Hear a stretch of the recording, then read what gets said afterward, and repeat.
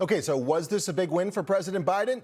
Let's bring in Republican Congressman from Pennsylvania, Scott Perry, to discuss. Congressman, thank you for your time tonight. You're also on the House Foreign Relations Committee. There's a lot of scrutiny over this deal, not only because Victor Bout, the known arms dealer, who is known as the Merchant of Death, is a pretty dangerous guy.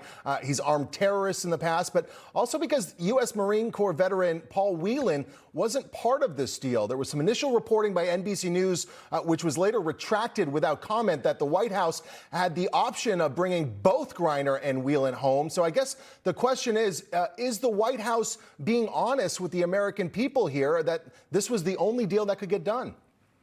Well, look, thank you very much for having me on. We don't know whether they're being honest or not, but what we do know is that there's a pattern here, a pattern of weakness, a pattern of capitulation, whether it's Afghanistan, whether it's Gitmo, whether it's this case. The Democrats in general, Joe Biden in particular, really don't stand up for America and can be pushed around by any country on the planet. And then it's about priorities. As you know, the Marine has been in jail for about 4 years now. And look, we're happy that every single American can make it home. That's a good day for America when our Americans are brought home. But there's got to be a priority here.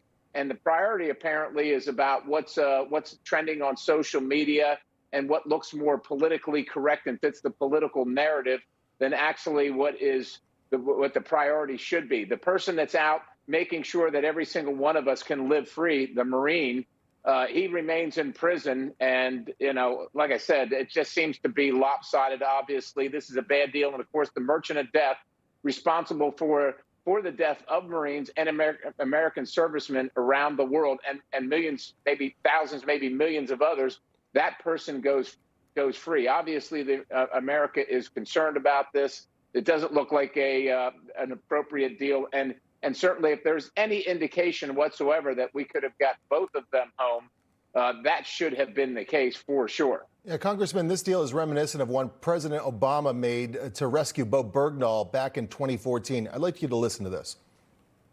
This morning, I called Bob and Jannie Bergdahl and told them that after nearly 5 years in captivity, their son Bo is coming home. I'm also grateful for the tireless work of our diplomats and for the cooperation of the government of Qatar in helping to secure Bo's release. We've worked for several years to achieve this goal, and earlier this week I was able to personally thank the Emir of Qatar for his leadership in helping us get it done. Well, as we all know, Bo Bergdahl was released for several members of the Taliban 5 who are now serving in high positions in the current Taliban government.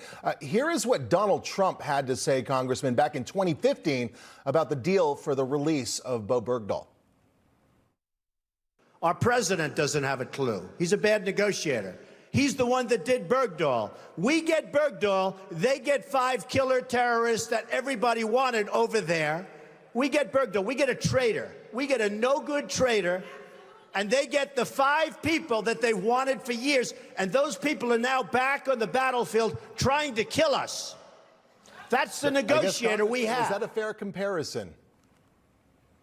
Unfortunately, I think it is a fair comparison. We know where the Taliban 5 are. We knew what their history was. And of course, we knew what Bo Bergdahl's history is. Again, it's about priorities and it's about precedent or a pattern here. And the pattern of the left, the Democrats, Joe Biden, Barack Obama in particular, is to be weak, to show our adversaries that we're weak and that we can be pushed around. And quite honestly, to telegraph to other nations, all you have to do if somebody's being held in America for crimes they've committed, is take an American, hold them hostage for a little while, especially if they fit the right narrative, and you're going to get your hostage back. That's what we've shown to the rest of the world. It is unacceptable. And again, weakness is provocative, and it invites more aggression from adversaries of America. And I think that's what you're seeing right now. Yeah, even the Russian media laughing at this deal over there in the Kremlin. Congressman Scott Perry, appreciate your time tonight. Thank you. Thank you very much. God bless you. Merry Christmas. Merry Christmas.